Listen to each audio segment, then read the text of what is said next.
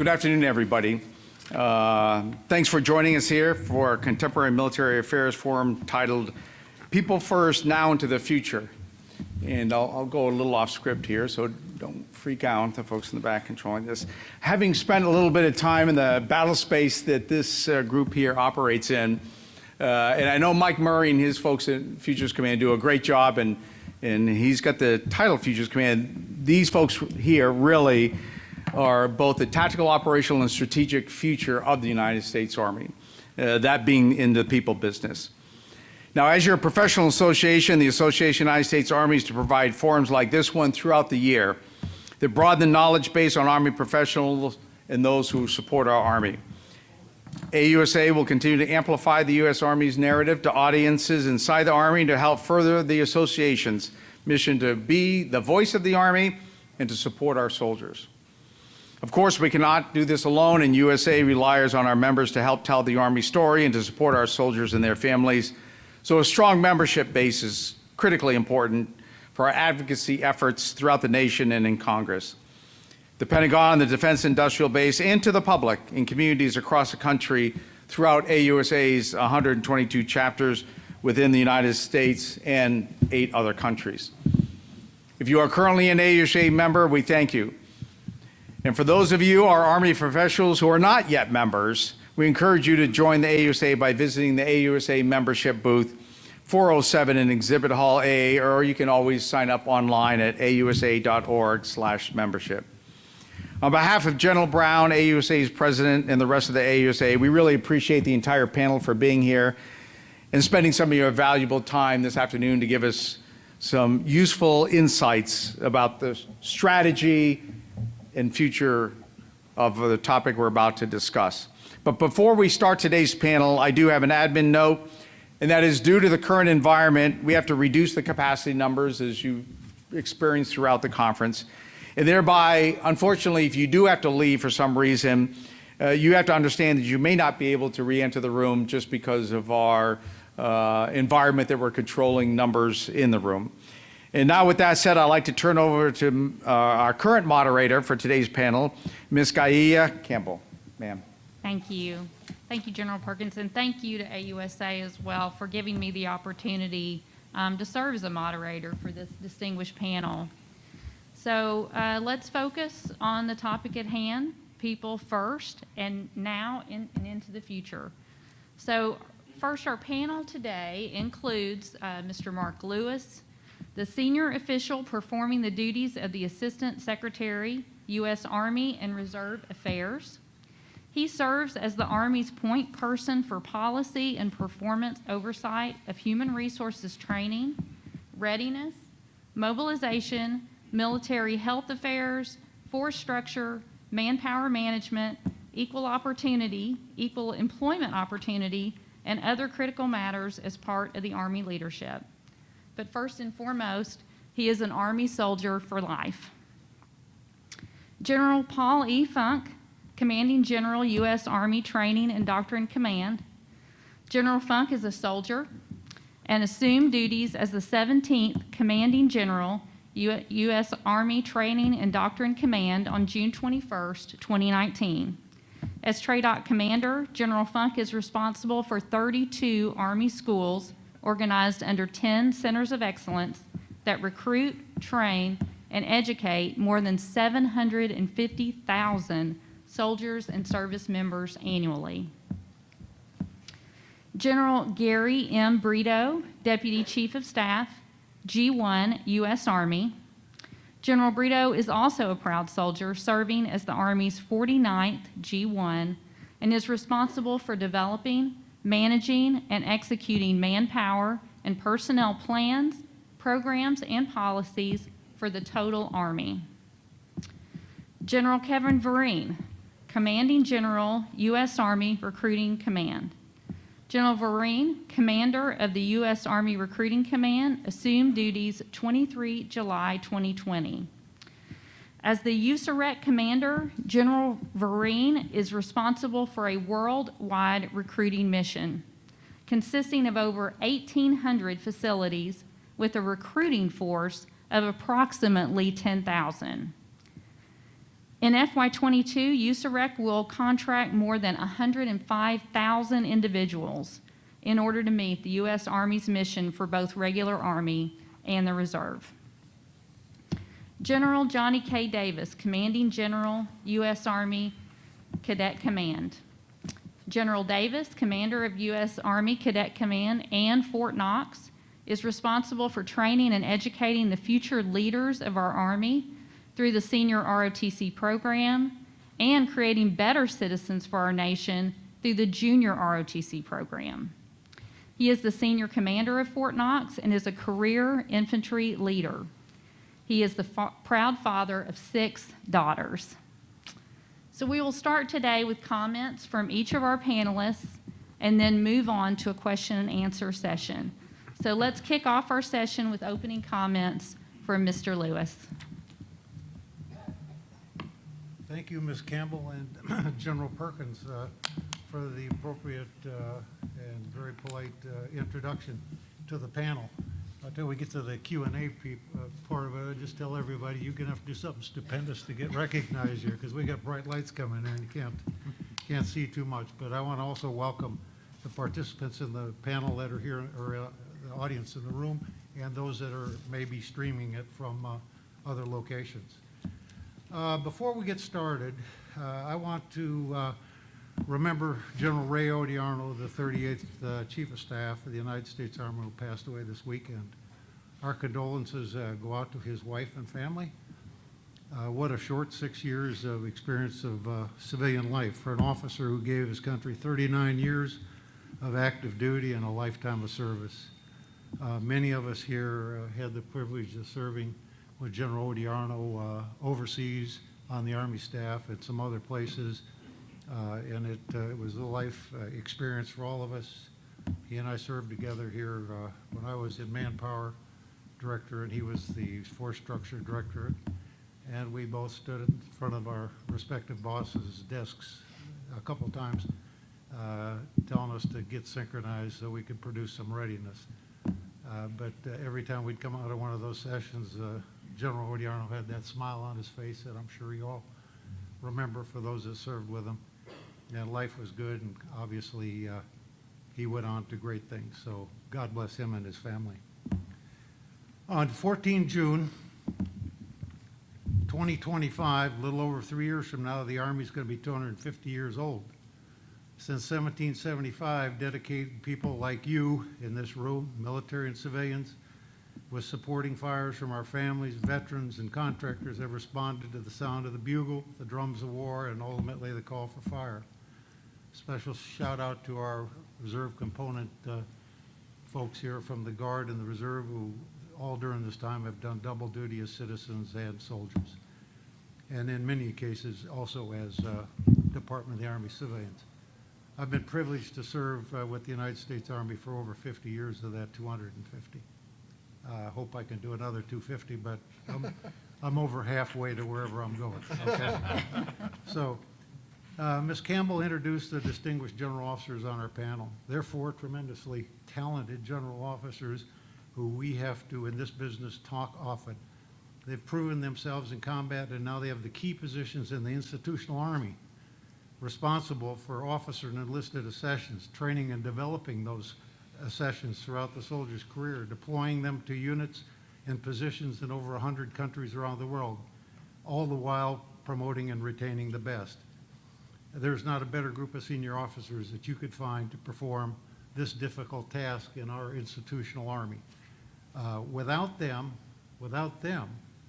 recruiting the right exact accessions, we would not have an Army. Think about it. You got to have people in the Army in order to train them, in order to deploy them, in order to hold ground in combat.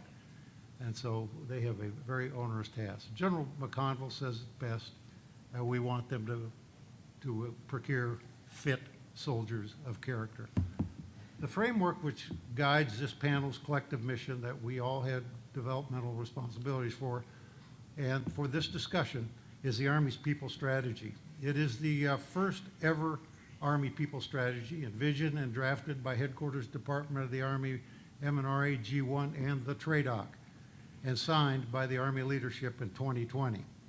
Thus, the panel you have before you had a they participated, or their predecessors participated in putting that strategy together, so we own it. It has been in effect since 2020. It's a 2-year document, and we have plans for later this year to start updating that for the next cycle as we look forward to the future of the environment there and see what that brings to us in human resource issues. The people strategy consists of 99 tasks and 340 milestones, so there's a lot to it, and there's something in it for each one of us here at the table. It has 2 major components, a military implementation plan and a civilian implementation plan. We'll concentrate mainly on the military part of the plan in this session, but there could be some crossover, obviously, to the civilian one. Each of the plans, the military and civilian one, has 4 lines of effort. The first 2, acquire and develop, are owned by the Tradoc. The last 2, line of effort 3 and 4, are owned by the Army G1, as you see General Britto here. If we have the strategy right, we're going to recruit the right requisite officers, soldiers, and civilians to fight tonight if required and prepare for future challenges. They will also be here to defend the nation, prevent war as one of our major tasks if we recruit the right people. And if that fails, those same people, through well-executed military campaign plans, must win. To get started with our panel, I know there's a number of questions out there. I'll throw you a couple pieces of raw meat here from what my lane is and where I see it. Maybe we could talk about it later. Manning the current force so it can fight tonight is obviously our primary concern. We have to be ready. We can't take any lapse in that.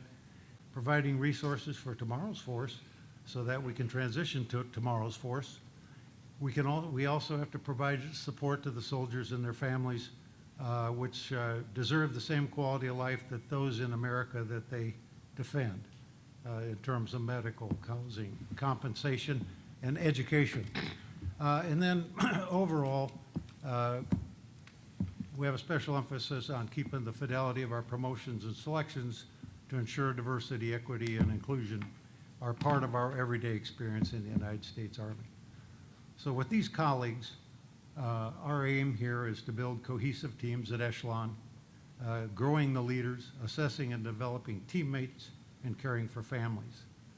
So having said all that, I will now yield the rest of my time to the 17th Commander of the Tradoc, General Falk. Hey, thanks, Mark. And, it's great to be with everybody this afternoon. This is an esteemed panel, as they say. Frankly, we're all lucky we have them. They're incredible leaders, and they actually generate more readiness than their units actually know. So thanks for everybody. Thanks, Ms. Campbell, for leading the panel here today, and for Mark Lewis for his leadership as we operationalize the people strategy. So that's our mission. What does Tradoc do? It recruits, trains, educates, develops leaders and transforms the Army. How do we do that? Through an information campaign that helps us acquire diverse talent, adapt to our culture to strengthen the profession, and redefine the concept of what it means to be a soldier for life. So from citizen to soldier, soldier to leader, leader to soldier for life. Our job is the constant drumbeat of the heartbeat of the force, which is its people. So we'll do that through acquiring diverse talent. Why do we need to do that? I'll tell you, because I believe that the all-volunteer force is at some risk or certainly under some pressure. Why? Well, less than 1% of Americans today serve in uniform. Of those less than 1% of the age group from 18 to 24, only 29% are even eligible to serve in the United States Army, or any of the armed forces for that matter. And of those, only 38% of those kids play any team sport after the age of 13. So as we think our way through it, our philosophy is team, team, team, yet the kids that we're trying to attract and build don't know what that means anymore. So we have to do that. How do we have to do that? Our great, out there in the audience out there, as many of our great leaders from all the Army training centers.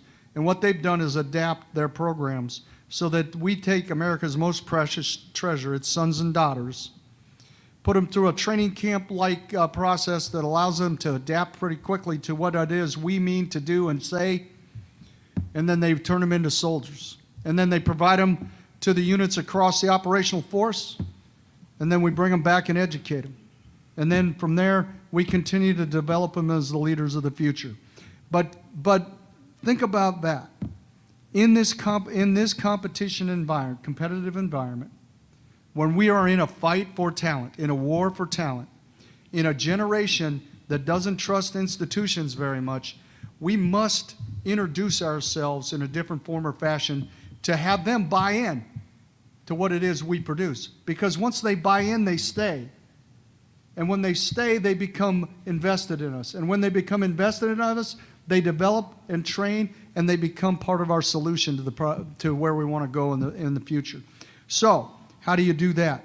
Well, you got to use inclusive environments. You got to be diverse in your thinking.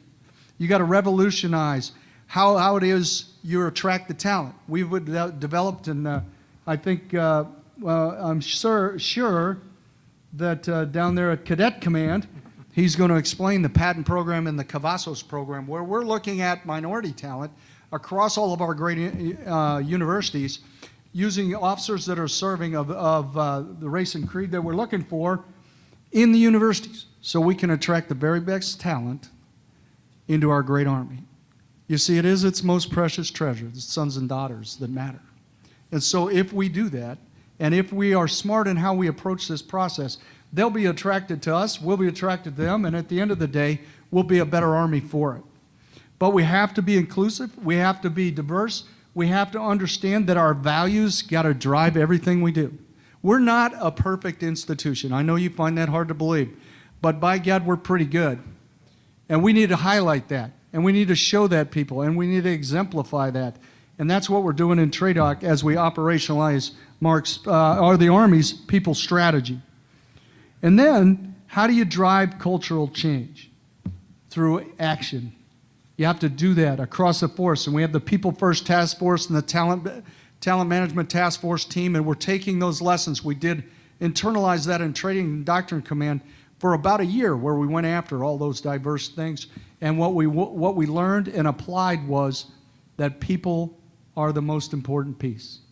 And we have to be inclusive in how we do things. And on top of that, we also have to show them purpose. They have to understand the values that drive the organization, and they have to come with us along the journey. You have to embed them in. And how do you do that? You do that through mentorship. So you'll see some of that in the PME programs that we're doing now in terms of the NCO strategy, officer strategy, Project Athena. All those things are designed to be mentorship tools so that people know you care about them. They don't care how much you know until they know how much you care. And so as we work our way through that piece, all those things bring us to how do you then transition somebody to be a soldier for life? Do you want 100,000, about 100,000 people get out of the Army every year? And almost the vast majority of them are honorably. But how do you want them to come out of your organization? Do you want them to come out not having the requisite skills, not having the credentials you need, not having a degree that can help them be better citizens? Or do you want to make sure, and do you want them to leave without their awards and their efficiency reports and all that? No, no one wants that, because that breeds a bunch of insurgents against your formations. What you really want is 100,000 advocates that say, yes, I would go to the Army because the Army did right by me. They would tell stories about, for example, like someone I know very well who actually started as a private from New York City, from the Bronx, and her dad was a Marine. And she went on, she said, I want to join the Air Force because they got nice looking uniforms. So he said, hey, wait a minute, no, you want to join the Army. And so they joined. And then she got in, she was an MP, and she rode around in a Humvee as a gunner. And she said, man, this is pretty cool. And then she looked for opportunity, and what did she find? She found the Green to Gold program, and from the Green to Gold program, she then became a second lieutenant. She became a second lieutenant of an MI. And then she got to go to get a bunch more leadership roles, and she decided she had a skill that she could do and she could lead. And so she went to the Captain's Career Course, and then she went to the ILE, the Intermediate Leadership Course, and then she got picked to be a ace chief, and she deployed to Afghanistan, where she fought the Taliban every night and every day, using ISR to make sure that she understood. She honed her skills. She got out and she got selected to be a battalion commander. She started as a private. She's a lieutenant colonel, and now she's on my team. And from her skills, from starting from being a private, she's just passed as a merit-based promotion to colonel, and she'll command soldiers in our Army for the foreseeable future. She's a Puerto Rican young lady from New York City. You can do anything in our Army. We got to put our heads to this. We got to design this, and we got to drive it, because our war for talent is out there and it's real. People, for example, Amazon, Walmart, you name the big companies, they are already paying tuition. They are recruiting people to come in there. They're giving them 40 hours a week. They're sending them to school. They're paying off loans. They're doing all the things that we did, because we've always led the nation in these kinds of things. They are doing everything in their power to get after the same talent we're after. What they don't have that we do is we deal in life and death, and we deal in professionalism, and we are absolutely committed to our nation. That, ladies and gentlemen, is the difference. That's the value proposition we provide the United States of America. That's why the people's strategy matters. All those opportunities where you can find somebody and you can do anything you want in our Army are based in this organization because of this plan and strategy, and operationalized by the guys to my right here. So I'm going to stop there and introduce our great G1 of the Army, Gary Britto, who has led at every level, is a product of both Tradoc and Forces Command, and a doggone great warrior. So Gary, take it away. Thank you. Well, General Funk, thank you, and I hope I can mirror your passion and commitment to all, and Mr. Lewis, same as well. A team, very much honored to be part of a team of leaders and warriors here, advancing people as a priority and people as a philosophy. And I do not offer that just as a simple bumper sticker. The end state, we're going to get cohesive teams of character, both military and civilian, engaged leadership, and collectively combat ready, and that's what this is all about. And to reemphasize part of the points that the operationalized in the Army People Strategy, which Mr. Lewis and General Funk spoke to, I know you heard this, but another time we'll just give the importance of it. Acquire talent, develop talent, employ talent, and retain talent. And if you haven't picked up on the theme there, it's all about talent. Again, military and civilian, from enlisted all the way up to general officer, to keep them in the Army, bring them in the Army, be the very fiber that makes the Army strong, and we need to continue to do that, as he said, to compete in this complex world that we have, and I know it's going to continue to go well. To help do that within the G1, obviously working with my battle buddies, both left and right, we do have some critical enablers, all of which is a ton, which we won't talk to, but I'll mention some. The 21st century talent management, many have heard that being exercised and enabled now through our talent management task force, of which has been going on for a couple of years, and I'll talk to some of the eaches as we go on. Our partner G1, G9, and all the other staff agencies are the quality of life efforts which are perfect and necessary for our soldiers, all three components, our families, soldiers for life, and civilians as well. It's critical that we stay focused on the quality of life efforts for our soldiers and families. The Army culture, often hard to measure, but again, it feeds right back into the character that our soldiers need, our leaders need, feeds right back into the dignity and respect that all deserve at all ranks.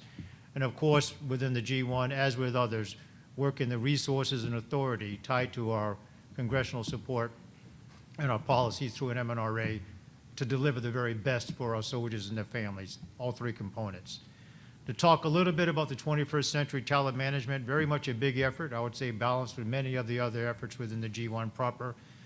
Just to talk to a few, talent-based branching, very much enabled through Tradoc in our leaders in FORSCOM as well, and our academies that grow these leaders of managing the talent, assessing their talent, talking to them, and matching him or her best where the talent fits into the proper branch for them so they continue to reach their God-given potential and what they want to serve in. That is key.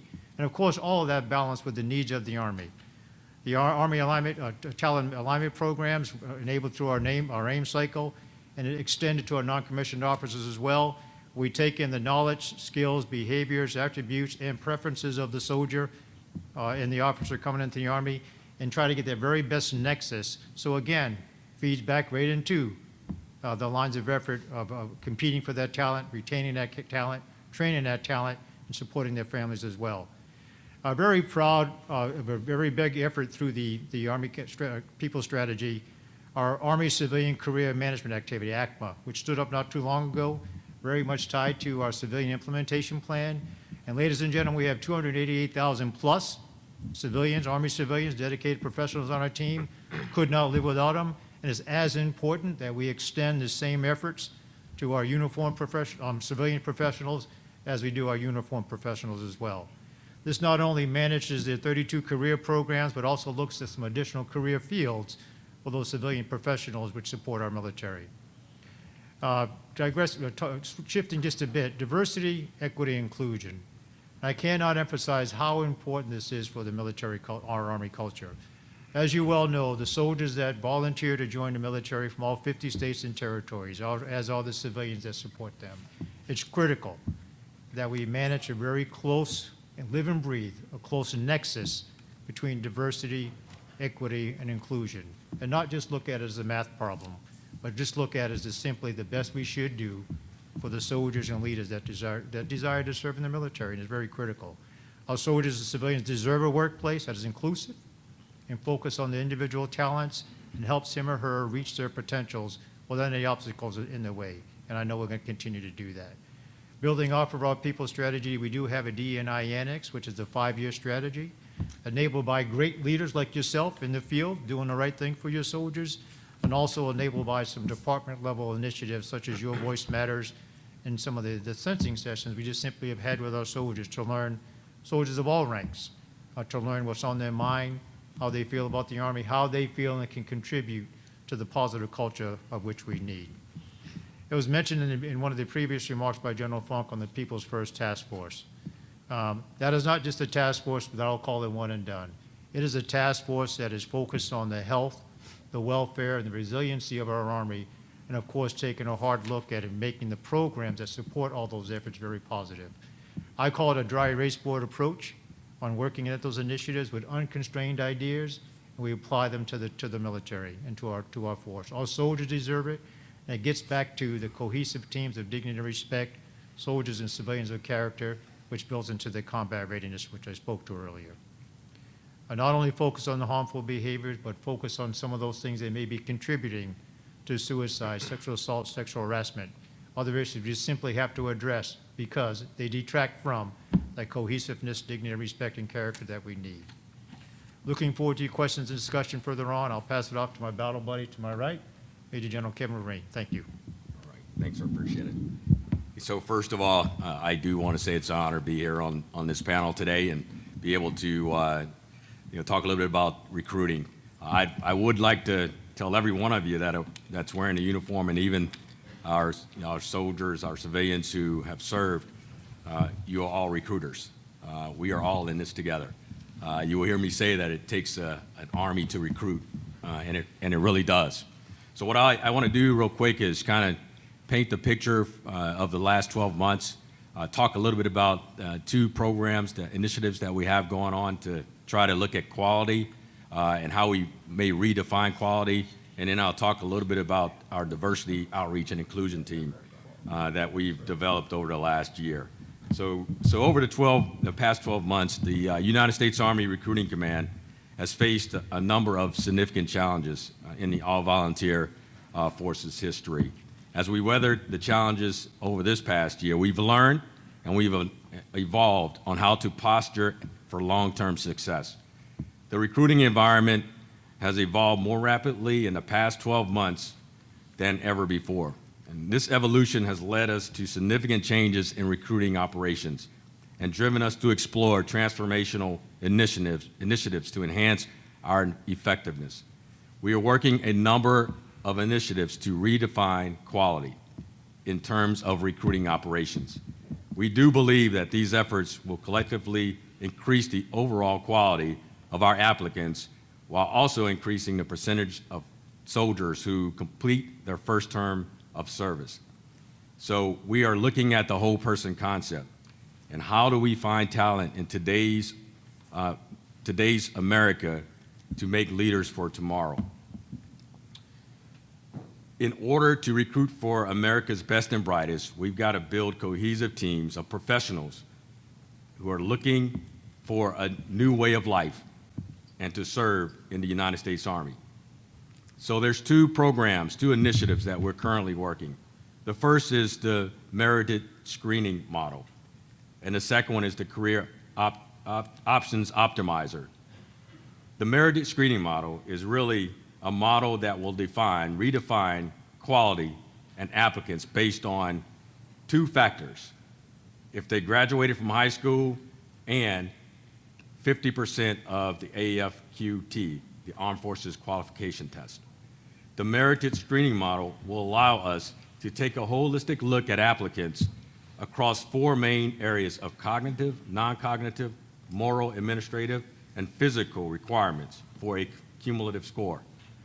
We also are looking at ways to better adapt our ability to be able to look at the multi-domain attributes of an officer, of a leader: adaptability, resiliency, fitness, insight, self-discipline, and character. The career options optimizer will also give us an opportunity to be able to look at job performance and job satisfaction for new recruits and see if they're actively involved in their job selection so that they will stay in for a longer period of time. The last part of what I'd like to talk about is our Do It team, our Diversity, Outreach, and Inclusion team. Do It is intended to increase awareness of the Army's opportunities across race, ethnic, and gender spectrums through the development and deployment of a Diversity, Outreach, and Inclusion team. It is not meant to generate leads, meaning people that we come in contact, although it does benefit in a positive way. It's comprised today of 25 members across the United States Army Recruiting Command, with all compelling stories of how they have journeyed through their Army career. USAREC has completed 8 events using our Do It team: the USAREC Ed Tour, the Miami Air and Sea Show, the New York City Army Birthday, the Erie County Fair, the New York State Fair, Facebook Live discussions with Hispanic Heritage Month, and all the other ethnic observances. The current initiatives would Do It include a heavy social media presence due to spikes currently in the COVID environment. We are looking at a series, and we continue to look at series of virtual outreach to be able to use social media where we find soldiers who in the field are doing their daily duties and living the Army values and showcasing what the military is all about. Additionally, we have CASAs who have been instrumental in reaching out to our recruiting units and talking about how the Army is the best Army in the world. We also have additional partnerships and initiatives. Our partnership for youth success, the American Legion, which we've had a partnership since 2009, the Boys and Girls Club of America, the Veterans of Foreign Wars, Military Officers Associations of America, and Kiwanis, and our historically black colleges and universities. So we will be the decisive land force. America's Army must represent America, and we will continue to develop ways to recruit America's best and brightest, both now and in the future. I look forward to your questions. I'll pass it on now to my comrade, General Johnny Davis. Yeah, thanks, Kevin. And we're both the neighbors at Fort Knox. I tell you, it's such a a big strategic mission. The last time I served in Cadet Command, I was a cadet, like 34 years ago. But I will tell you, so, I'll explain a couple of things, who we are, where we're focused in terms of this war on talent. And let me tell you, it's a war on talent, and I'll be able to share some of the data points that I picked up in just 8 weeks of a command, and it's eye-opening. I'll talk about the partnership opportunities, talent-based branching, how we're trying to match the right person with the right branch, and all of the focus surrounding that. Our diversity initiatives, I know General Funk discussed it with our Patton and Cavazos program, and let me tell you, it's working, and I'm going to give you an example how these things are working. And then, of course, our JRTC. JRTC, 1,709 programs with 315,000 high school cadets. These programs, think about that, 3,400 cadre, retired, major, lieutenant colonel, retired sergeant first class, first sergeant, who after 5 years of retirement, stop what they're doing to serve our nation's youth wherever they are in the country. Think about that from a return on investment. 1 out of every 4. Now, we're there to build citizens, but 1 out of every 4 step forward to join and serve our great nation in uniform, whether it's the Army or any other service. Think about that. That's a big deal. So, senior ROTC, who are we? 274 programs across at colleges, or host programs across colleges across the entire United States. Now, that professor of military science will also have responsibility for what's called an extension across town. So he may have 2 or 3 other colleges that were within about 20 to 30 miles. Think about that. 8 to 9 personnel, and they're producing, that small group will produce almost 90 to 100 lieutenants a year. So that's a big responsibility. And wherever they are in America, that is the United States Army. Wherever they are. So that's a powerful reminder. That's why we have such a wonderful and strong and diverse force. 30,000 cadets are currently enrolled in senior ROTC. So founded, in 1916, but building an officer has been a focus of this nation and lead our nation into the future since Bunker Hill to today. So this is an investment, 2 to 4 years. The end result is a, commission, bachelor's degree, and then service to our great nation. 700,000 alumni, ROTC. And I just had a ceremony today to honor many of them who serve selflessly across our great nation. You can't discount. Every single one of them counts. And they've all made a difference in this country.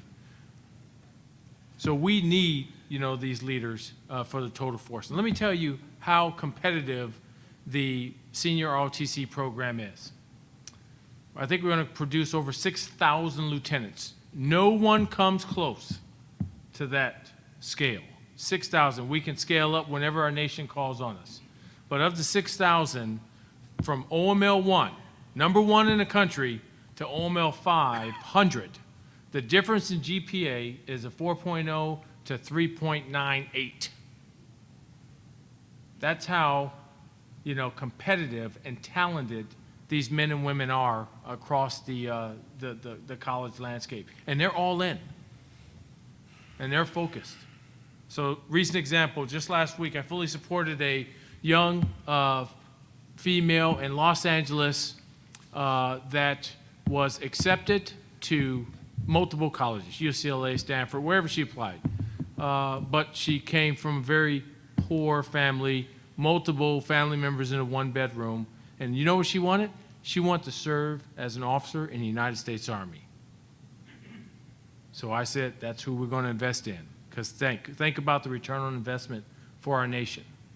That's where the Cavazos and Patton program that General Funk discussed. We place commissioned officers who have, come from the same area as that superstar that we came across, and is talking to those young college freshmen and sophomores to look at the Army as a potential career in ROTC, and they're paying dividends for all of us. And that is a prime example. And guess what? This is, again, a war for talent. Everyone will want this type of talent, and let's not discount that. So we have to fight for that talent, and we have to invest in it because our investment, our return on investment is could be 1,000-fold. So even during COVID, we still trained because you know what? They wanted to train. I still remember my time as a young cadet, but what was so impactful for me was that cadet summer training. Whether it was cadet summer training or the advanced camp, getting together with my fellow cadets from across the nation for 30 to 35 days really solidified to me the teamwork, the grit, the perseverance, the propensity to serve, everything surrounding that, and just seeing that in their eyes. And so that is why we still went out there and we trained, even during COVID. We had about 50% show up unvaccinated. Within the time they graduated, over 80% of all those cadets departed and graduated fully vaccinated. So that's a big deal. That tells you something about their perseverance and desire and drive to serve. There's multitude of different things. Our partnership opportunities with just recently, General Vereen and I signed a memorandum of understanding that we will work together to fight for this talent, and we would actively work together. And that went out to every single one of my PMSs as well as every single one of your recruiting stations, because we're all in this together to fight for this talent. And then, like I said, the diversity initiatives are, the Patton Cavazos program, but more importantly, it's really the urban access and recruiting talent from underrepresented large urban markets. I think we have some superstars in LA and Houston, and we're looking at other new markets. Because think about it, the ROTC departments that we have, the host programs, some of them are 100 years old. But over the last 100 years, the population of our country and the diversity has moved to other areas. So I don't have programs where these populations sit. So I have to place, representative. And I understand the environment, but placing a Cavazo or a Patton lieutenant in that area, I think has been so impactful for our command. And then, of course, modernizing JRTC, understanding that, hey, we're focused on an all-domain environment. So cyber, everything associated that we want to introduce these into JRTC. So there's a lot of promising initiatives that are occurring. I'll stop right there. I look forward to your questions. But as you can tell, this is a lot of fun. Thank you. Absolutely. So thank you guys for sharing, really those insights on this topic. We've got some questions that I'm going to offer up first for discussion, and then we'll move on to take questions from the audience after that. So first, Mr. Lewis, so can you tell me more, what is the Army People Strategy and why was it published? We published, like I said in the remarks, we published the People Strategy in 2020 for a framework of recruiting talent in that war for talent that has been mentioned by the generals here. Because we were all over the place, and so we needed a framework for doing that. In the Great World Competition, everybody's in the hardware business. We manufacture the greatest equipment in the world. You go downstairs and see it. But it isn't long after we make that equipment that other people end up with that equipment, obviously copying a lot of what we do.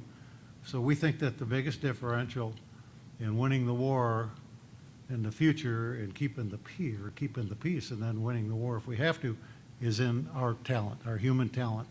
And that's what the People Strategy's aim is to do, to build cohesive teams at Echelon. Absolutely. All right. This next one, General Funk.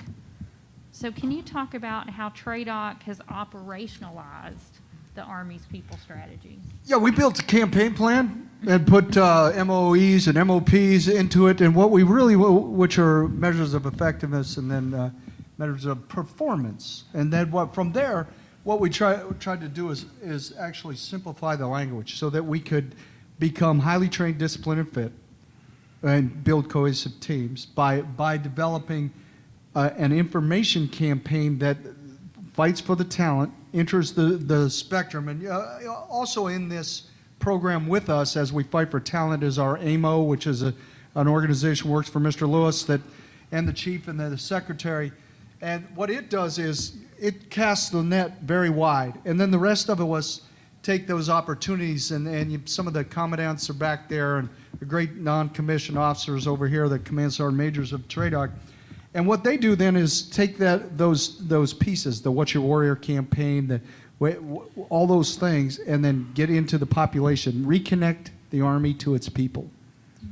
And from there, using either an education framework or some sort of get through, you got to really boil it down to why do people serve?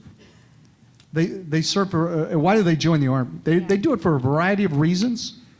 To get away from things, to join things, to become part of something, to get away from something, for educational opportunity, financial gain, medical benefits, you name it. It's all over the place for why they join.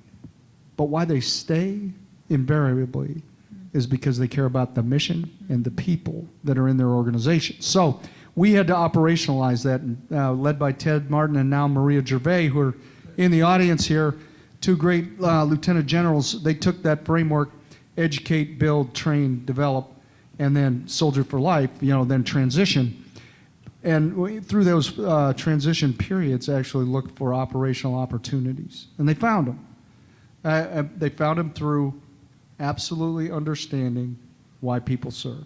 And so really it all does really boil down to finding that way to motivate a young man or woman to become part of our organization, then helping them realize their full potential, and then generating the opportunity for them to be more productive citizens in maybe some civilian community once they leave us, or to stay with us and become one of the senior leaders of our Army.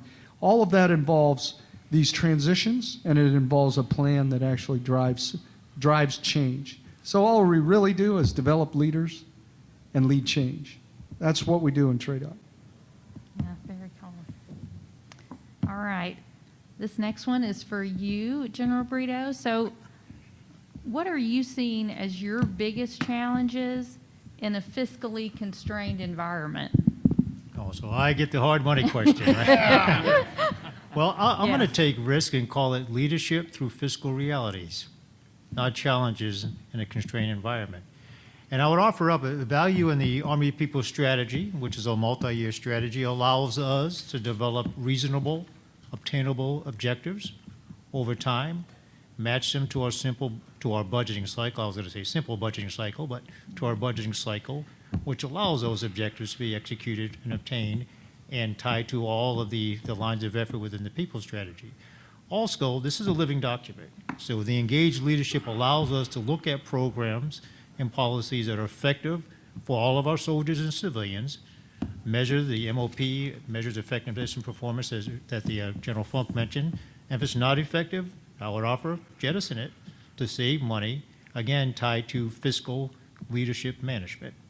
And that way we can use the fiscal environment we have to get at the talent management that works for our soldiers and works for our civilians. So to kind of start where I started, leadership through fiscal realities versus identified challenges. So you did well, even on the really hard one. So great job there. So General Vereen, to you next. So as we talk about competing for talent, what are some of the challenges you face today and in the future? So I think the first thing we are dealing with is a generation we call Generation Z. And that is the generation that we're looking to recruit, 17 to 34-year-olds in some cases, and we've got to learn them. We've got to understand them. We will talk about how do we transition from the legacy recruiting. We do know that most of Generation Z lives in the virtual space. They live online. They live with social media. And so we've got to be savvy with how we evolve in our recruiting operations. Most of our recruiting efforts now is really done through the virtual space because that's where they are. So we got to meet them where they are. And then I think the last thing that, well, there's two things. One, we got to understand, what is important to them. What do they value? We get in this discussion with value proposition. Well, value proposition, many would say, is diminishing when it comes to the military. When you look at competing demands across the U.S., not only with colleges and universities, because we do know education is important, so some of them value education, but some of them don't. And so some of them value wanting to be part of something bigger than themselves. They value being told the truth. And so those are the things that we have to compete with. And then I think the last thing is we are no longer in competition with the colleges and universities or the other services. We're actually in competition with America. And so we look at everything that a company can offer, everything that a business can offer, a franchise. That's all the same people that are looking for the same talent that we're looking for. And so we're competing all across the U.S., and those are the challenges that we're facing. But we do know that we've got to meet them where they are, and we're definitely trying to meet them in the virtual space. Yeah, that's a tough challenge. All right, General Davis, last on the row but not least. So as a career infantry leader, what are your thoughts on the needs for increased representation in the Army's combat arms branches? Yeah, thanks, ma'am. First thing I will say is representation makes us stronger. And throughout a military career, our soldiers deserve to be led by leaders who look like them, especially within the combat arms. I became a combat arms officer as a young cadet, not from, branch day. It was the impact of my non-commissioned officers from the professor or the PMS department. And at that time, late 80s, early 90s, they were all Vietnam vets. And they were totally all in. And pulling me aside, I tried to think through what branch, and they were both, Vietnam vets, infantry, non-commissioned officers. And I will just tell you in some choice words, they told me what branch I needed to go. And they said... Cavalry, right? Yeah. Sir, that could have been it, but certainly landed in infantry. So that is something, and also combat arms offers unparalleled leadership opportunities. Just from the start all the way throughout your career. It's all about leadership. And why do I say that? It's because I talk with cadets often, and so I ask them, what's your branch and what do you see yourself doing 5 to 10 years in the future? And some are very open and transparent. Hey, sir, I'd like to branch military police. Maybe one day I can apply to be an FBI agent. Or, sir, I plan to branch, logistics because I think there's a good opportunity to be a supply chain manager in some of the big corporations. And that's a pathway, but based off of friends that I know in those industries, you know what they look for? Leadership skills, and being exposed to leadership positions, all of those careers. Those are the teammates that they're hiring. So with that, I mean, that's the power of combat arms and why we need representation. Yeah, Thank you. it's very powerful. All right, so I think I'm going to switch around a little bit now just to kind of mix it up. So General Funk, can you talk about, what progress do you think, what is the progress that you've made on some of these major Tradoc initiatives? Kevin still has his job, so we made our Army end strength. I thought that was pretty good. And then I think that, and Johnny's got his. We commissioned 5,900 lieutenants last year. So that's good. And Gary's got his because we've actually developed leaders of character, and we were actually after the people first initiatives where we're driving change in the force. Changing culture is hard, but it's not impossible. And it can be done if you're positively intrusive about what you do. I can explain that later if you want. But more importantly, we've actually generated a reduction in attrition in our basic combat training and our AIT, that we've cut that in half. Why have we cut that in half? Because we did a couple of things. We started Army training camp. So the first 2 weeks you come in, you actually learn what it means to be a soldier first. So we teach through our holistic health and fitness program, we teach people how to run, how to lift, how to actually sleep, what is proper nutrition, how to generate some sort of a belief system that allows you through a spiritual kinds of things to have some sort of rock to hold on to, so that you got in the tough times you have some way to come back to and center yourself and continue. Because it's not easy. It's not supposed to be easy. If it was easy, some other service would do it. So we are in the business of making America's sons and daughters into soldiers first. So those kinds of programs are really important to us. So like I said, we had a 10-point-something% attrition rate at basic training and AI, advanced individual training. That cut in half this year to 5.5. And that's because of the leaders out there in the audience who have got into this and looked at it and said, how do you bring a young man or woman onto your post? How is it that you start to build trust? Because that's what this is about. Our recruiters do a tremendous job bringing young men and women in. But if they don't trust that NCO that meets them on the bus, it's never going to happen. And they will not buy into our institution. So, used to be, we had a thing called the shark attack. And it was utter chaos, people yelling, screaming, kicking trash cans, doing all kinds of nonsense. And it didn't work. And now, what we have, because of guys like Pat Donahoe out there, we have an actual inspirational pickup. So when that young sergeant, or when the Army has never figured out that you don't have to arrive somewhere at 2 o'clock in the morning. So every basic training, everybody arrives at 2 in the morning. I don't know why, it's magic. But onto that bus now walks a drill sergeant, man or woman, and says 2 words, follow me.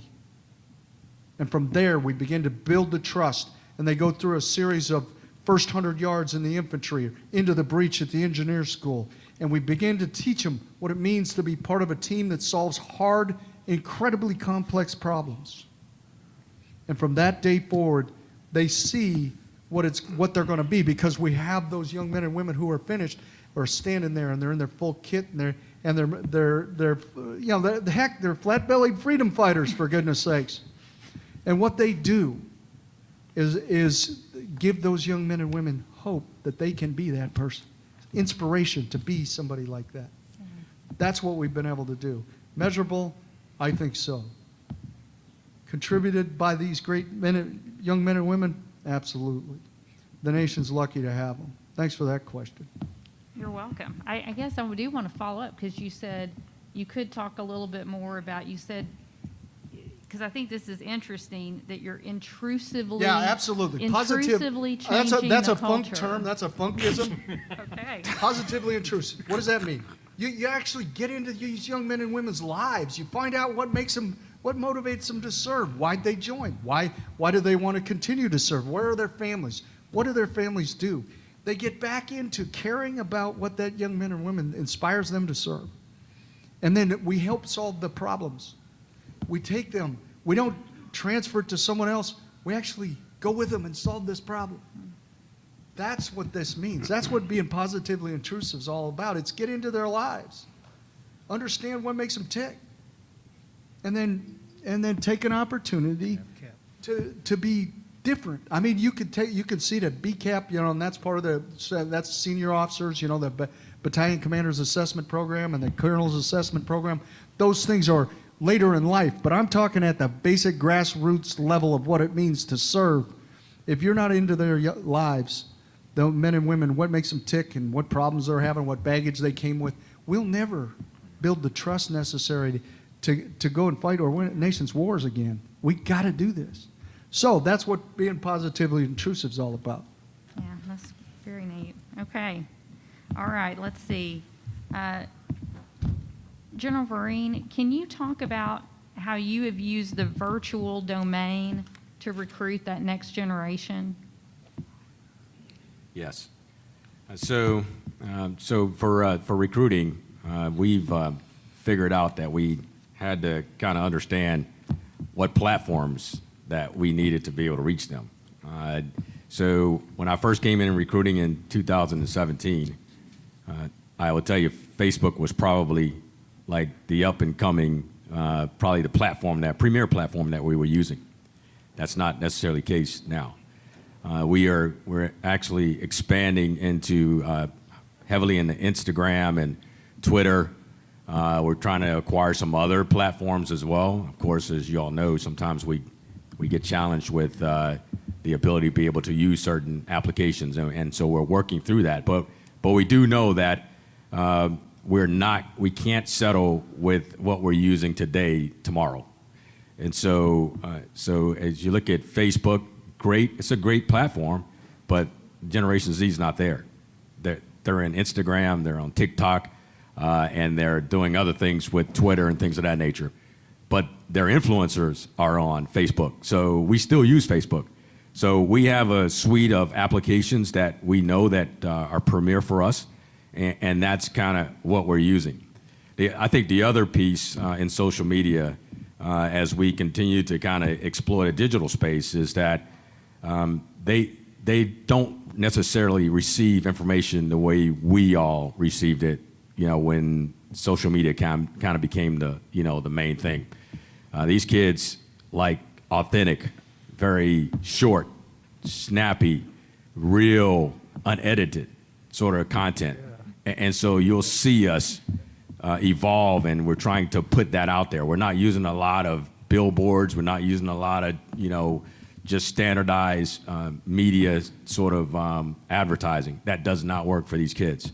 And so we're absolutely engaging and understanding, what causes them to be interested. And then I think that the last thing that we're using in the social media space as we kind of continue to evolve is we're using their own peers to help recruit them. And so what do you mean? Well, we reach out into the operational Army, we reach out into our Tradoc units, and we get young men and women who are the same age, and they're wearing a uniform, and they're doing something real. They're working on helicopters, they're operating tanks, they're driving large vehicles, and they're actually online, they're actually on Instagram and using the other platforms that we're using, and they're talking about what they do. And so this generation now, truly, they're influencers, in most cases, are their peers. And if they see their peers doing it, then it actually happened. And so we are steadily reaching out to our other units to be able to use those young men and women so that they can help us recruit for the Army. Yeah, it's not General Vereen, it's not the older folks, it's the younger folks. Yeah, Kevin, talk about the actual campaign that we do. Oh, with the Army National? Yeah, National Hiring Days. Okay. Yes, so we do, every year now, we've started Army National Hiring Days. It is a virtual campaign, pretty much totally. And this is, when we talk about the Army being the Army recruits for the Army, it is the Army recruiting for the Army. Every single senior leader, all of our general officers, all of our leaders, our commanders, at every echelon, to include our young soldiers, are fully engaged during Army National Hiring Days. We start in the middle of May, and we culminate on the Army's birthday, on June 14th, every year. We started this 2 years ago, and it's almost one of those things you look forward to, because everybody gets so excited. And they use all the different platforms. Whatever works best for them, that's what they're using. And that's how we kind of mass our efforts to be able to get the return on investment. Very cool. It's like a crowdsourcing Yes. approach. I mean, which is that's interesting. Okay, I think we'll take one. I'm going to do this one last one in the prepared questions, and then we'll start taking some questions from the audience. And when we do that, I just want to remind everybody, if you come up to the mic, please, speak clearly, get close to the mic so we can hear your question. That'll be helpful. But let me do this last one to General Britto, because I think it's definitely very topical for today, which is, what are the challenges that you're having while operating during COVID? Certainly, and I'm going to take a little risk in talking outside of just the staff plane alone. Certainly, I would offer up that recruiting, both that obviously for the soldiers from all the states, has just caused differences in how we have to operate. Obviously, I spent some time in Tradoc prior to coming to the staff. You had to adjust, operationalize the enemy, and the enemy was COVID in this case, operationalize the environment to still deliver for the Army, to still build combat readiness, to still continue our mission of having a combat-ready Army. So changes in recruiting, changes in how you've conducted airborne school, changes in how you conducted Ranger school. Just operationalize the enemy, COVID being the enemy in this case. There's certainly some staff procedures had to change at the enterprise level, leveraging the technologies that we may have, working within the realities of telework. All that had to be done as well, and offering those opportunities, but yet continue to still do your mission. So I would say across all levels of command, from the squad, that's from the soldiers that get off the bus at 02 in the morning, to the staff procedures in the Pentagon and other places, just had to adjust to the realities of COVID, that enemy, address those vulnerable areas, leverage the technology that we have, lead a little differently, and still deliver the mission, because the mission's not going to stop. We still have to have a combat-ready Army at any one time, and we are a ready Army and continue to deliver, and have no concerns that we'll continue to do that. Thank you. Yeah, let me just hit that one more time. I'm really proud of this, and for the Tradoc team. So Tradoc paused for 14 days to set the medical conditions during COVID, when COVID first hit. And after that, we continued to train because the leaders of the organizations drove change in the Army. So we had to do the things that Gary talks about, but at the other side of that, we had to produce for America. So we never stopped. We trained over 700,000 people last year and over 750,000 this year. We made end strength both years. We made the operational environment. We did ALC, BLC, all the NCO certification courses, all the leadership courses. Everything we changed. We changed over 1,000 courses to be able to deliver them in the information environment. That would have taken us 10 years, and we did it in 4.5 months because we had to. So we used this opportunity to drive change in the organization at a rapid rate. We're going back and collecting those things that we may need to do. What we want to do, what the vision is bring the training to the soldiers, not the soldiers to the training. And then from there, what we want to do is make sure if I take you away, if we ask you to leave your home to go to one of our Tradoc centers or schools for the training or an education process, we want it to be so enriching, so life-changing, and so much critical to the bedrock of our profession that we're willing to take you away from your family for X amount of time to do that. But if not, we're going to deliver it to you online so that you can do it at your pace until it's time to bring you in. And then when we do bring you in, it's going to be life-changing. That's what we want to get to. That's the vision of what our centers and schools are looking for in the education and training realms. Thanks for that. I'd like to add to that that the Tradoc, it was a fantastic job 1.5 years ago when the pandemic was setting on us. Hardly anybody knew exactly what it was, where it was, other than it was spreading like wildfire. Take your mind back there, any number of manufacturing processes in America shut down. Some of them still aren't back up yet.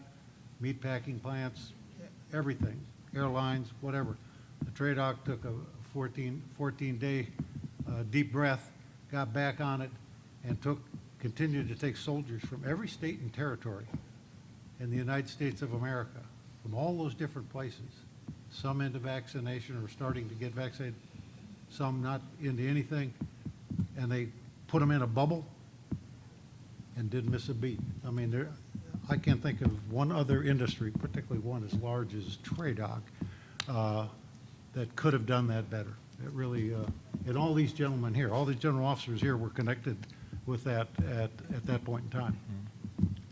Ms. Kimball, if I may add something I've been involved with in that as well, was the great support from our medical community Yeah. and our Soldier for Life retirees. Absolutely. And I bring it up, many volunteered to come back on to help us fight this fight, especially in the medical capacity, and kept this engine running at the training institutions and in the Pentagon and other places as well. So clearly a Soldier for Life fight enabled by our quality of life efforts in our medical community as well. And I'm going to embarrass her a little bit, but sitting right over there is one of America's heroes right there, Paula Lodi, who actually organized all that medical training, equipping, and made sure that our soldiers had what they needed to fight this fight. So, Paula, thank you, and we're really proud you're part of the team. Thank you. Yeah, absolutely. I think it just shows, it's just another, it demonstrates that the Army will get it done. Yep. You know, even in hard times, even with what seems like almost a unsolvable problem, the Army can be very agile and make it happen when needed. Hey, no other organization on the face of this earth can put 100,000 soldiers on the desert floor with water, food, ammunition, and vehicles ready to fight in a month. A heavy brigade combat team anywhere in the world in 2 weeks. I was thinking of an airborne unit in Yeah, just a few hours. I'm tracking, but you know, as Johnny I absolutely said, everyone's in the cavalry, and then it just dissipates from there. All right, so I'm going to open up the floor to questions from the audience. So if you would like to ask a question, if you'll approach any one of the microphones. And it looks like we've got our first question. So go ahead, sir. Hi, Scott Massioni with Federal News Network. I don't know if you guys are aware, but the Army's been working on this thing called AUSA for a while. And clearly... Never heard of it. So, you know, obviously there's been a pause in it, or a delay in AUSA. I'm just curious how that will affect future phases of AUSA, you know, what sort of timeline you're working with now and how that's going to affect active duty soldiers and future rollouts of it. I live and dream AUSA morning, day, and night. The integrating personnel, if I were to go into your home office, I would probably not find a Commodore 64. That talks to the importance of AUSA rolling it out properly. And for a little bit of context, just as with any modernization program, the systems training that we did up until the day we had to make a decision showed some flaws that we just simply had to get right in order to properly roll out Release 3. Minimal impact on the National Guard because they were rolled out with Release 2, although they will receive some upgrades, for lack of a better term, some improvements as we go into Release 3. Some minimal impacts, and I'll explain that for the reserve and the active duty. If you were to simply pick up the calendar and the objectives that we will achieve with Release 3 and they move into calendar year 22, you've read the release to see when we plan to do that. The successful data integration and testing must take place, movement of data from units through the human resources systems, which is many. All the systems integration that must take place and be green, good to go, before we do a limited user test later in the fall, which enables success of this very important modernization program. Now, what I can say, the legacy systems that run our HR systems now are intact, will continue to be intact, and they're funded to allow us to get through this additional timeline on making this very tough but strategic decision to move Release 3 into the calendar year, into calendar year 22. So, am I concerned? Very minimal. I think we have the right leadership behind it, so the intellectual investments behind it, the fiscal investments behind it as well. But the integration test must be done right in order to allow the limited user test, not to get all geeky on you, to allow Release 3 to work for our entire Army. Now, I emphasize getting it right because it also leads into subsequent phases of Release 4 and beyond, which will bring in reception, which will bring in additional quality of life programs, which will bring in soldier pay. And if I can tell you what I've learned over 3 decades, you don't want to mess up pay, you don't want to mess up leave. So those things will go right. The successful release 3 will allow us to go into those future upgrades to allow this 21st century system as an enabler for the things I mentioned up front, 21st century talent management, and what's right for our soldiers as all these EPS strategies move into 21st century and beyond. Probably a long answer, but I hope that answers your question. Thank you. Okay, any other questions? I see, yes, yes, ma'am. Yeah, hi, my name is Major Yantos, and I'm paraphrasing a question from somebody online. Can someone please address what the Army is doing to retain dual professional families where both parents are juggling careers and children? Thank you.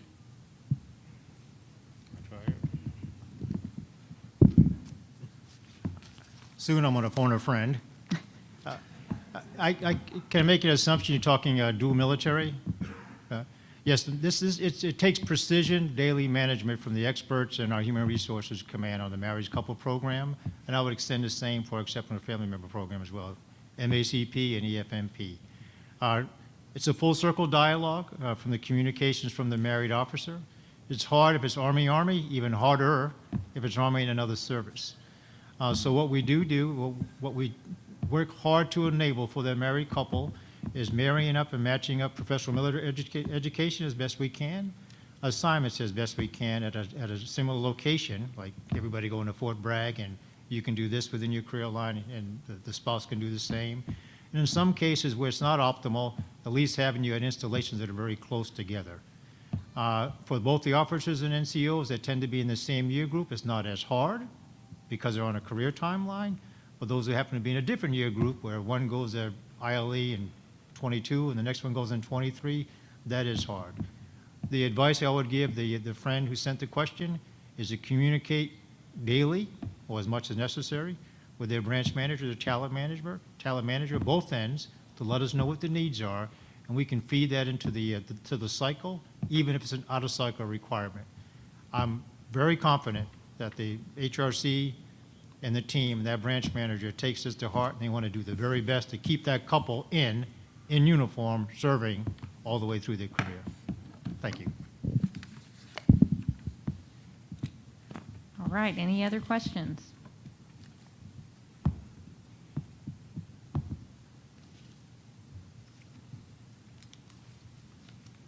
Yes, ma'am. Hi, I'm Sue Dewitt, and this question is for General Vereen. You mentioned reaching the recruits or potential recruits where they are in the virtual network. Understand you have a new initiative or ongoing initiative called the Accessions Information Environment. Could you give us an update on how that's going? It's a great question. I would punt it to General Funk, but I'll take it.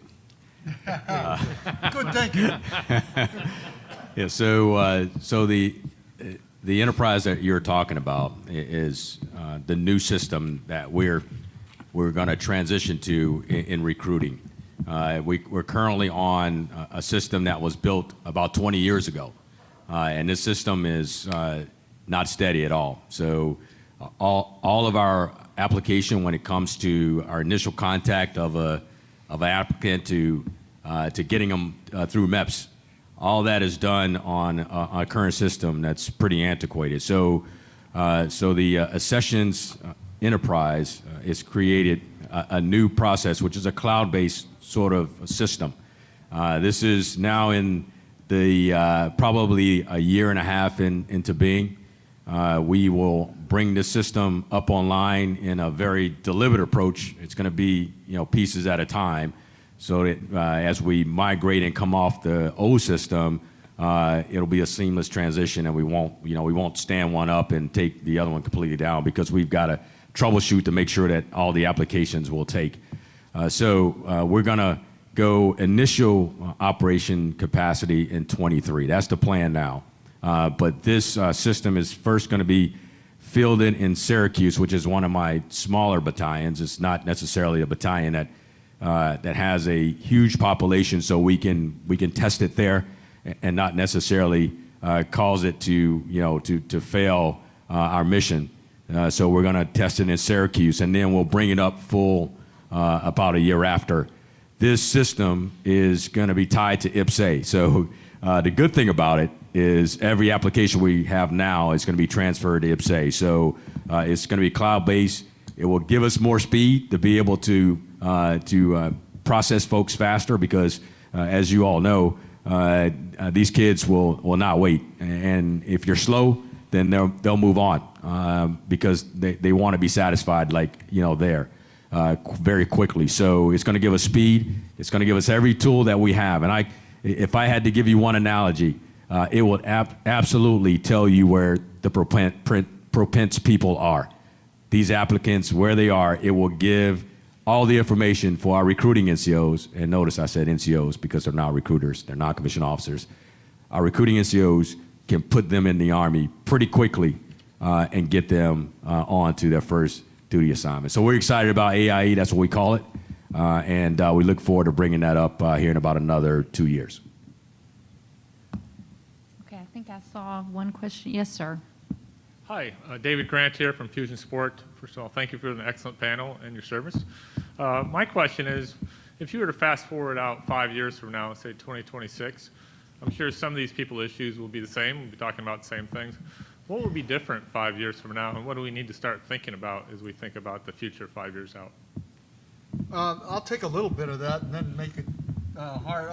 We'll have multi-domain task forces, which will have different types of weapon systems. We'll start rolling those out through AFC's modernization program that we're committed to modernizing the people through the people strategy.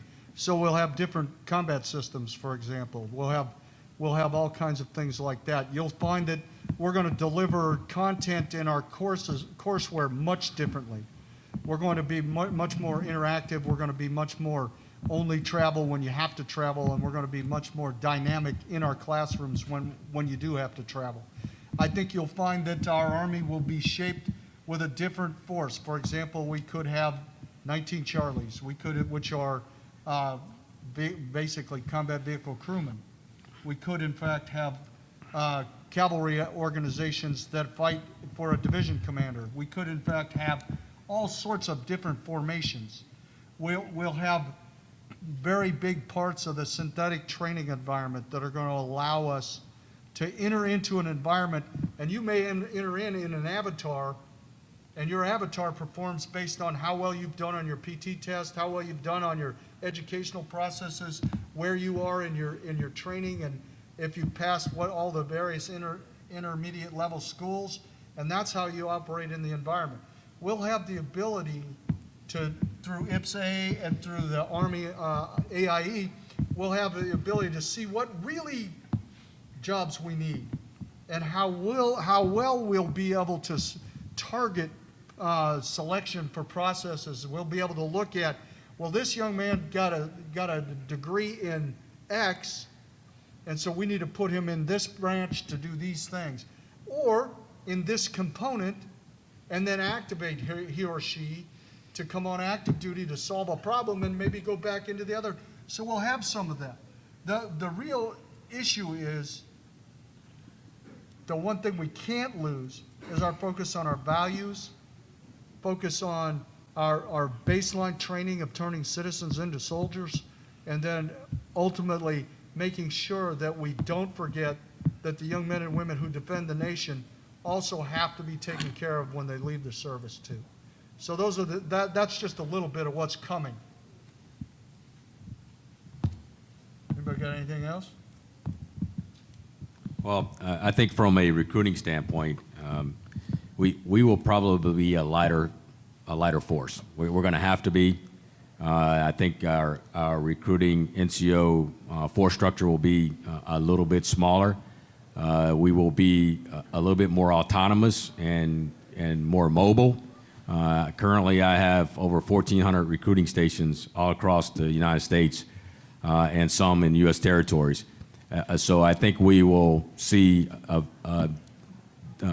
downturn, a reduction of those facilities where we'll have recruiting NCOs that'll be mobile, using vehicles with a suite of technology, and using recruiting stations as sort of the fob.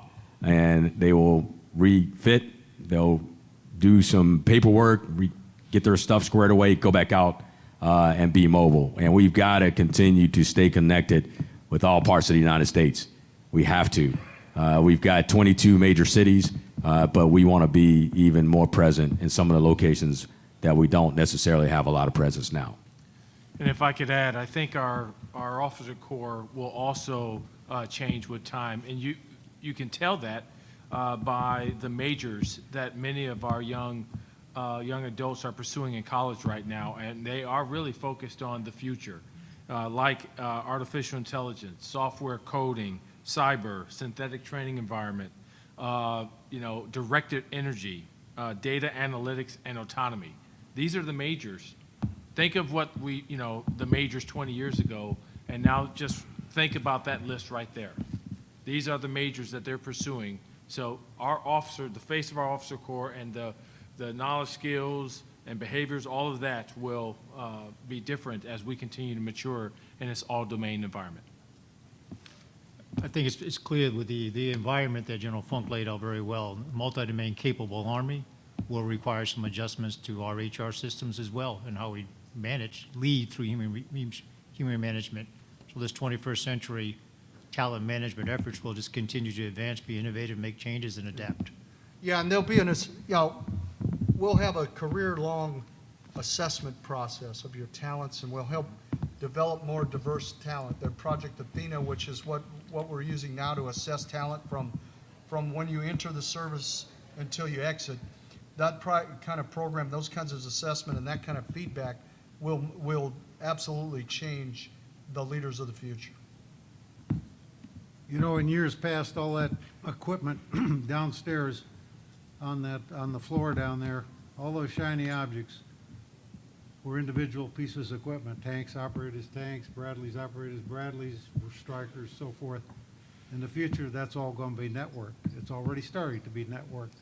And so the skills that we're going to need in the future are people that are going to be highly educated, and they're going to have to be educated in a lot of it before we get them into the Army, and then we're going to have to further train them and get them used to their combat positions. This is, I'm talking about military and civilians. I mean, General Davis mentioned just a couple seconds ago, we got robotics, cyber operations, network engineering, all kinds of data management, operating our enterprise resource programs and plans in the Army on the institutional side. I mean, these are not second nature things to people coming in. They're going to be highly educated, where the training costs for those people are astronomical compared to what we train average person in the Army now, less a few that we send on to advanced graduate programs. So we are going to have to retain a more senior group. Now the leaders, this year we assessed the leaders that'll be in, or at least the senior leaders that'll be in the Army, hopefully through 2050 or somewhat beyond. So they're going to have to train to get educated as we go along here. But the people that we bring in to operate these network systems and multi-domain operations around the world are going to have to stay with us, because we're going to spend a lot of time training them. And by the way, I think what I just said, robotics, cyber operations, networking, those are the same skills and educated people that a lot of industry are after out there, say banking and other stuff for cyber. So we're changing, but I think it's coming on us very rapidly. This is not kind of an evolutionary thing. Our great American industrial might is really producing some exotic things, and so we can't stop thinking about tomorrow. Over. Okay. All right. I think we have time for one last question. So, yes, sir? I think you're waiting. Just real quick, do you ever see, especially with the discussion about cyber and all, do you ever see the maybe a reduction or a modification in entry requirements to allow physically disabled or any of that kind of stuff, or allow some of the people that could maybe be in a more non-mobile type MOS or something? Or would that still kind of be a Department of Army civilian type entry into the service? Hey, they got me. I think I have more joint replacements here than anybody in the room. I would say answer is intuitively yes. I wouldn't speak for the basic military entry skills in how we think of them today, but at least on the civilian sector, or if soldiers get injured along the way and have some of these education requirements and able to train up to some of these complex systems and netted systems that we have, I would say that we don't want to waste that brain power. Yeah, I would say we got to look at talent where talent is, and then define what it is that the need is. So I would not count anything out. That's the truth. Right? Excellent question. Absolutely. So I do want to thank the audience for your participation today, and also our esteemed panelists here for what was really, I think, a meaningful discussion on people. Developing and investing in the workforce for now and for the future is critical. And the emphasis that you, the Army, and your teams have placed on these really what is innovative talent initiatives, I mean, really shows and demonstrates your people first, and that you are really putting the people first and taking care of your people. So thank you for that. So I would like to offer the opportunity for all of our panelists to share their parting thoughts. So General Davis, if you'll start this time, I'd appreciate it. Well, thanks, ma'am. Felt lonely all the way down here. But no, I would tell everyone, I've had the opportunity to see the future and in the eyes of these cadets, and I'm going to tell you right now, we're in good hands. These men and women are all in, and the propensity, the desire to drive is there, and we're going to continue to invest in them. And I offer, we all here have the opportunity to locate that talent, because we are at a war for talent to help us find the right future lieutenant so that we can begin investing in this superstar as well. So with that, ma'am, thank you for the opportunity to speak. And over to my distinguished partner, Recruiting Command. Okay. So I started off my conversation today was, we're all recruiting for the United States Army. And so I challenge each and every one of you to understand your role and responsibility because it's going to take all of us to continue to ensure that we have the Army that can fight and win our nation's war, not only today, but also in the future. And I'm excited about where we're going. I'm excited about our United States Army, and make no question about it, we do have the premier fighting force in the world today. Ma'am, thank you. I'll pass it on to General Britto. Thanks, team. I started off talking about cohesive teams of character, both military and civilian, engaged leadership. And anything we do now, next year and 5 years from now, that gives us cohesive teams of character, military and civilian, and engaged leaders is worth every effort and worth all the energy. Thank you. So, highly trained, disciplined, and fit. Cohesive teams. Tradoc continues to build on its legacy of shaping the Army through its mission. The mission remains: recruit, train, educate, develop leaders, and transform the Army. We are driving change to enable the Army to achieve its future goals while supporting current readiness objectives. Victory for America's Army begins with Tradoc, and because Tradoc is focused on our people now and into the future. Thanks for your time today. If you're wearing a uniform, stay with us.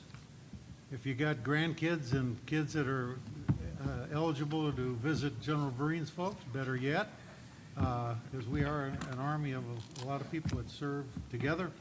We've had parents in the Army. If you're a veteran or a retiree, tell us what you think. Tell us where you think we might do better, and be with us. Your support is greatly needed. You see a veteran or a retiree out there, it's always, You got a common bond there, and it's always welcome to see. If you think I'm doing anything wrong, I suggest you go visit Lieutenant General Ole over there, former G1, or former Secretary of the Army over here, Bob Spear. I used to work for them. It's their fault if I didn't have a good deal. I knew we could blame someone. Exactly. It's their fault. Yep. All right, thank you, everyone.